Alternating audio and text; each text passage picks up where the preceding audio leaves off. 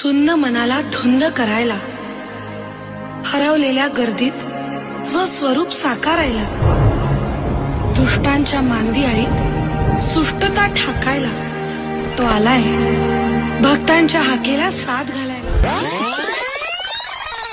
माझ्या देवा